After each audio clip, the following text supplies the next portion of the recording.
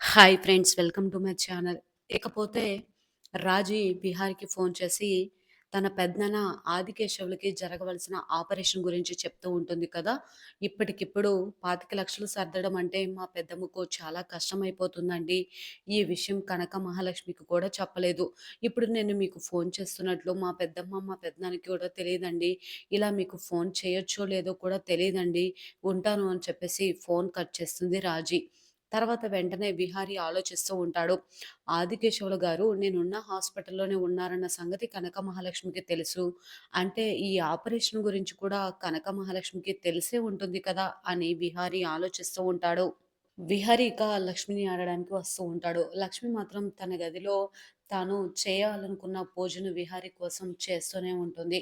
దేవుడికి దీపం పెట్టి, తర్వాత హారతిచ్చి చాలా సంతోషపడుతూ ఉంటుంది.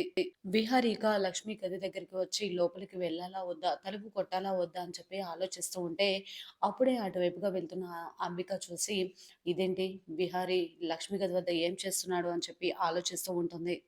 లక్ష్మి ఇక ఈ పూజ ఈ రోజుతో ముగియాలంటే విహారి తిన్న ప్లేట్‌లోనే భోజనం చేయాలని దేవుడికి మొక్కుకుంటూ ఉంటుంది. విహారి ఇక అటు ఇటు చూసి లక్ష్మి గది లోపలికి రావడం చూసి లక్ష్మి ఇక చాలా కంగారు పడిపోతూ వెంటనే దేవుడికి పూజ చేసింది కదా! డోర్లు వేసేస్తుంది విహారి కంట పడకుండా. వెంటనే అంబిక విహారి ఏంటి లక్ష్మి రూమ్‌లోనికి వెళ్ళాడు అని చెప్పి షాక్ అయిపోతుంది. వెంటనే అంబిక లోపల మాట్లాడుకుంటున్న విహారి అలాగే లక్ష్మిని చూసి ఈ విధంగా అనుకుంటూ ఉంటుంది. వేటగాడు తుపాకీ గురిపెడుతుంటే ఎదురుగా వచ్చిన పక్షిలాగా విహారి లక్ష్మి భలే దొరికారని చెప్పి అంబిక మురిసిపోతూ ఉంటుంది. విహారికి ఎలాగైనా సరే ఇంట్లో అందరి ముందు బుక్ చేస్తే నెమ్మదిగా విహారికి ఉన్న అధికారం తగ్గిపోతుంది. నా అధికారాన్ని ఐశ్వర్యాన్ని రెండింటిని కూడా పెంచుకోవచ్చు అని చెప్పి అంబిక ప్లాన్ చేస్తూ ఉంటుంది. అంబిక వెంటనే విహారిని అలాగే కనక మహాలక్ష్మి ఇద్దరిని కూడా లోపల బంధించి ఈ డోర్‌కి లాకేస్తే బెటర్ అని చెప్పేసి వెంటనే లాక్ తీసుకొచ్చి వేసేస్తుంది. వెంటనే కేస్ చూస్తూ విహారి ఇన్ని రోజులు నిన్ను మచ్చలేని చందమామ అనుకుంటున్నారు ఇంట్లో అందరూ కూడా. ఈరోజు ఈ విషయాన్ని అందరికీ తెలిసేలా చేస్తే నీకు కూడా మచ్చ ఉంది అని అందరికీ అర్థమవుతుంది అని అంబిక ప్లాన్ చేస్తూ ఉంటుంది. లోపల కనక మహాలక్ష్మి విహారితో ఈ విధంగా అంటూ ఉంటుంది. "ఏంటి విహారి గారు మీరు ఇక్కడ" అనగానే, "నీకు థాంక్స్ చెప్పాలని వచ్చాను కనక మహాలక్ష్మి" అనగానే, "అదేంటి విహారి గారు నాకా థాంక్సా? ఎందుకు?" అని అడుగుతూ ఉంటే, "కన్‌స్ట్రక్షన్ సైట్ దగ్గర నా ప్రాణం పోకుండా కాపాడావు. ఇందాక హాస్పిటల్‌లో నాకు బ్లడ్ ఇచ్చి కాపాడావు" అని ఈ విధంగా విహారి చెప్తూ ఉంటాడు లక్ష్మికి. "ఈ మాత్రం దానికే థాంక్స్ ఎందుకులెండి విహారి గారు" అని అడుగుతూ ఉంటే, విహారి వెంటనే "లక్ష్మి నాకొక డౌట్ అడగనా?" అని అనగానే, "అడగండి విహారి గారు" అని చెప్పి కనకమహాలక్ష్మి అంటూ ఉంటుంది. "నువ్వు నాకు ఇంత సాయం చేశావు కదా! మరి నన్ను నా దగ్గర సాయం తీసుకోవాలని ఎందుకు అనుకోవట్లేదు?" అనగానే కనకమహాలక్ష్మి ఆలోచనలో పడుతుంది. "ఆ! సాయం అంటే ఏముంటుంది?" అని అడుగుతూ ఉండగా, "ఏమీ లేదా ఆలోచించు" అనగానే ఆలోచించి, "నాకు ఇంత పెద్ద ఇంట్లో ఆశ్రయం ఇచ్చారు కదా!" అని అడుగుతూ ఉంటే, 10, 15 రోజుల్లో మీ నాన్నకి ఆపరేషన్ చేయాలి కదా!" అనగానే కనకమహాలక్ష్మి షాక్ అయిపోతుంది. "ఆ ఆపరేషన్‌కి 25,00,000 ఖర్చవుతుందని నీకు తెలుసు. అయినా కూడా నీకు నన్ను సహాయం అడగాలని అనిపించలేదా?" అని లక్ష్మిని నిలదీసి విహారీ అడుగుతూ ఉంటాడు.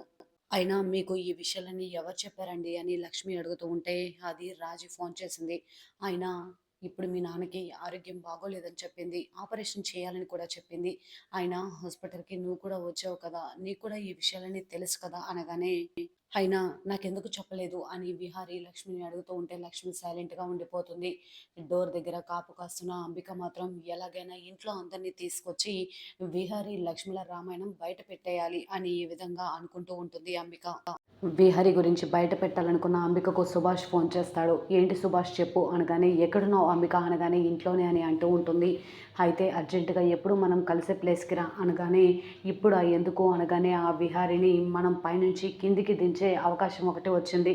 లైఫ్‌లో మళ్ళీ అలాంటి ఛాన్స్ మనకి రాదు" అనగానే అంబిక ఆలోచిస్తూ ఉంటుంది.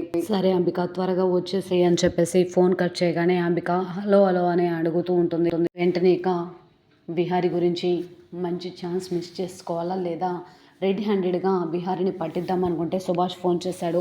ఇప్పుడు నేను ఎటు వెళ్ళాలి? సుభాష్ అంత గట్టిగా చెప్తున్నాడంటే అదేదో ముఖ్యమైనది అయ్యుంటుంది. విహారి, లక్ష్మణుల సంగతి తర్వాత చూద్దామని చెప్పేసి అంబిక బయలుదేరి సుభాష్ దగ్గరికి వెళ్తుంది. అయినా ఇంత జరుగుతుంటే ఎందుకు నాకు చెప్పలేదని చెప్పి విహారీ అడుగుతూ ఉంటే, నేను ఇప్పటికే మీకు చాలా రుణపడిపోయాను విహారీ గారు. ఇంకా ఏమని సాయం కోరగలను? ఆ రోజు మీకిష్టం లేకపోయినా నా మెడలో తాళి కట్టి మా నాన్న ప్రాణాలను కాపాడారు అని చెప్పి లక్ష్మి అడుగుతూ ఉంటే విహారీ అలానే చూస్తూ ఉంటాడు.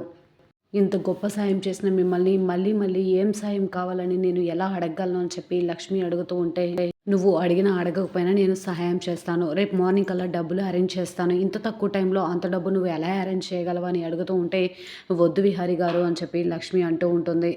అయినా నేను మా బంధువుల్ని అడిగాను. వాళ్ళు సాయం చేస్తానన్నారు అనగానే, నువ్వు అడగగానే అన్ని డబ్బులు సాయం చేసేవాళ్ళు, అంత ఉన్నవాళ్ళు మీ బంధువులు ఉన్నారా? అనగానే, బంధువులు కాకపోయినా ఎవరో ఒకరి దగ్గరైనా అడిగి తీసుకుంటాను విహారీ గారు అనగానే, అది కాదు కనక మహాలక్ష్మి అని చెప్పి అంటున్నా కూడా లక్ష్మి మాత్రం చేతులెత్తి విహారితో ఈ విధంగా అంటూ ఉంటుంది.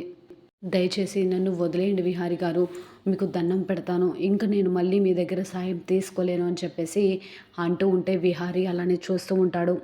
వెంటనే విహారీ, సరే నేను ఒప్పుకుంటాను. ఒకవేళ నీకు మనీ అడ్జస్ట్ అవ్వకపోతే నన్ను అడగటం మాత్రం మర్చిపోవద్దు అని చెప్పి లక్ష్మికి చెప్పి, ఇక నేను వెళ్తాను అనగానే సరేనండి అని చెప్పేసి అంటూ ఉంటుంది. ఇక విహారీ వెళ్ళి డోర్ తీస్తూ ఉంటే, వెంటనే డోర్ తీస్తుంటే రాకపోవడంతో, ఏమైంది విహారీ గారు అనగానే, డోర్ రావట్లేదు కనక మహాలక్ష్మి అని చెప్పి విహారీ అంటూ ఉంటే, రావట్లేదా అని చెప్పి విహారీ దగ్గర నుంచి లక్ష్మి కూడా డోర్ తీసుకొని ట్రై చేస్తూ ఉంటుంది. అయినా కూడా డోర్ రాకపోవడంతో, డోర్ రాకపోయేసరికి కనకమలక్ష్మి నువ్వు తప్పుకో నేను తీస్తానని చెప్పి విహారీ తీస్తూ ఉంటే అయినా కూడా రాకపోవడంతో, అదేంటి కనకమహాలక్ష్మి డోర్ రావట్లేదు, బయట నుంచి ఎవరైనా లాక్ చేసి ఉంటారా అనగానే ఒక్కసారిగా షాక్ అయిపోతుంది కనకమహాలక్ష్మి. అయ్యో అదేంటి, మనిద్దరం లోపల ఉన్నప్పుడు డోర్ ఎవరు వేశారు? అయినా వేయాల్సిన అవసరం ఎవరికి వచ్చింది, ఎందుకు వేశారని అడుగుతూ ఉంటే, నాకేం తెలుసు కనకమహాలక్ష్మి, అయినా డోర్ రావట్లేదంటే లాక్ వేశారనే కదా అని ఈ విధంగా విహారీ అంటూ ఉంటాడు. కనకమహాలక్ష్మి అయితే పండుకి ఫోన్ చేద్దామని చెప్పి ఫోన్ తీస్తూ ఉండగా విహారీ జేబులో ఫోన్ ఉండదు. కనకమహాలక్ష్మి నీ ఫోన్ ఇవ్వగానే అనగానే సరే అని చెప్పేసి ఫోన్ కోసం వెతుకుతూ ఉంటే, ఇందాక దేవుడు పూజ చేసిన దగ్గరే లక్ష్మి ఫోన్ ఉండడంతో విహారీ ఎక్కడ ఆ పూజను చూస్తాడేమోనని చాలా కంగారు పడిపోతూ ఉంటుంది. పక్క పక్కన కూర్చొని మాట్లాడుకుంటుంటేనే ఈ లోకం ఎన్నో అంటుంది. అలాంటిది మన ఇద్దరం లోపల ఉండి డోర్ లాక్ అయిపోతే ఇంకెన్నంటారో. నా ఫోన్ ఛార్జింగ్ పెట్టి మర్చిపోయాను కిచెన్ గదిలో అని చెప్పగానే విహారీ షాక్ అయిపోతాడు.